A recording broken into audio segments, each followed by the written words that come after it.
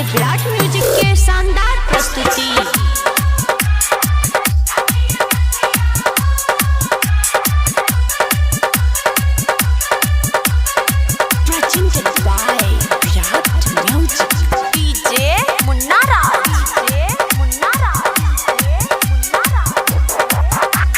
छौरिया के रे मन छले दुल्हन पसंद छले डीजे वाला संग तो यार भेलै जयमाला ससुरा भेलै।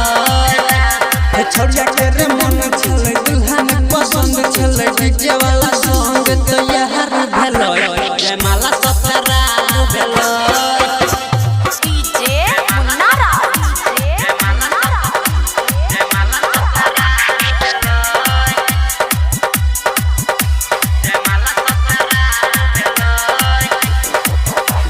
नगरी रे के पगहरी रे सब बदल कर छौरिया दुकाई भैया चाचा के पूरा रे इज्जत गल कही माटी में मिलाई।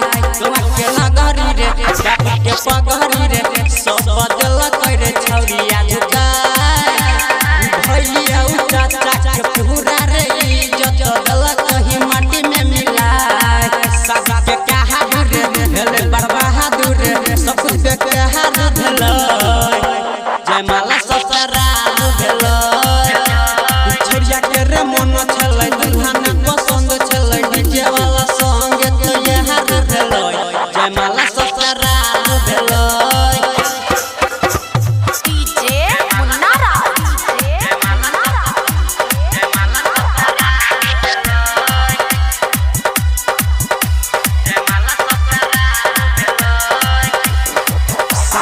सिला भेलै सब चरित सब भेलै तब ये सचे हेलै छौरिया रे छौरा डीजे वाला संग पहली ये सचले छौरी मसल।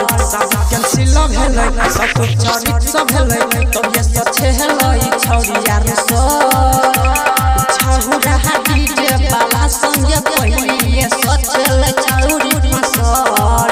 पहिले लगन छलै दुनु के रे मन छलै पूरा गाँव में बाबा हाल भेलै जयमाला ससुरा भेलै।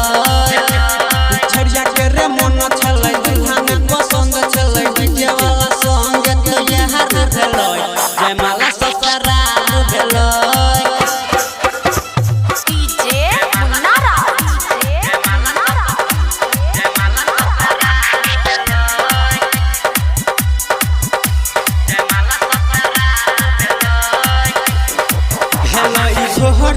सगर सोहर रे गेलही बात सबके कान राइटर अजाई हरार छोड़े भाई कनी बात हमर गुमान। हेलो ई सोहर रे सगर सोहर रे गेलही बात सबके कान राइटर अजाई हरार छोड़े भाई कनी बात हमर गुमान।